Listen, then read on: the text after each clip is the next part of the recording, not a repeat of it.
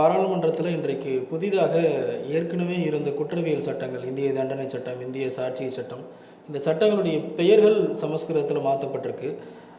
காவல்துறை அதிகாரிகள் கூட சிலர் பேசும்போது பெயர் தான் மாற்றியிருக்கிறாங்களே ஒழிய மற்றபடி உள்ள சரத்துகள் எல்லாமே கிட்டத்தட்ட ஒரே மாதிரி தான் இருக்குது, பெரிய மாற்றம் இல்லை அப்படின்னு ஒரு கருத்தை சொல்கிறாங்க. ஆனால் தமிழ்நாடு முழுக்க ஒவ்வொரு மாவட்டத்திலையும் வழக்கறிஞர் சங்கத்தினர் தினம் தினம் ஆர்ப்பாட்டம், உண்ணாவிரதம், போராட்டம் இப்படி நடத்திட்டு இருக்கிறத பார்க்க முடியுது. நீங்கள் என்ன நிலைப்பாடு எடுக்கிறீங்க?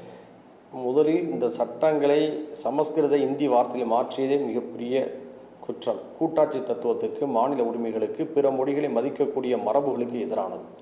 இந்த பேர்களை நம்மளால் விளங்கிக் கொள்ள முடியல. பேர்களையே படித்து மனதில் வைத்துக்கொள்ள முடியாத அளவுக்கு தான் அதெல்லாம் இருக்குது. யதார்த்தத்தை புரிஞ்சுக்கணும். கிழக்கு மாநிலங்களில், தெற்கு மாநிலங்களில் இது ஒரு மிகப்பெரிய அதிருப்தி ஏற்படுத்தியிருக்கு.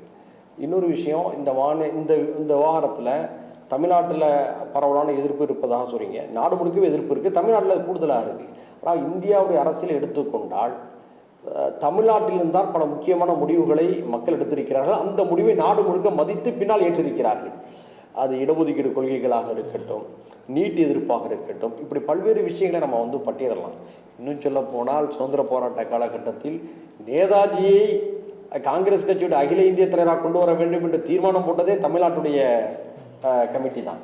அதே போன்று காந்தியடிகள் தமிழ்நாட்டுக்கு வந்த பிறகு இங்களுடைய விவசாயிகள் வயலில் இடுப்பளவு துண்டோடு மட்டுமே உழுது கொண்டிருக்கக்கூடிய காட்சியை பார்த்த பிறகுதான் எனக்கு இனி மேலாடைகள் ஒன்றும் கீழாடை ஒன்றும் போதும் என்ற முடிவுக்கு வந்தார். ஆக காந்திஜியுடைய மனதை மாற்றியவர்கள் தமிழ்நாட்டு மக்கள்.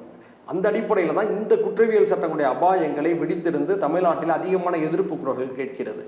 இதில் நீங்கள் பார்க்கணும், இந்த 3 குற்றவியல் சட்டங்களில் நாடாளுமன்றத்தில் விவாதம் செய்து அதில் இருக்கக்கூடிய நிறை குறைகளை விவாதித்து இந்த சட்டத்தை அமல்படுத்துவதில் ஏன் இவர்கள் ஆர்வம் காட்டவில்லை?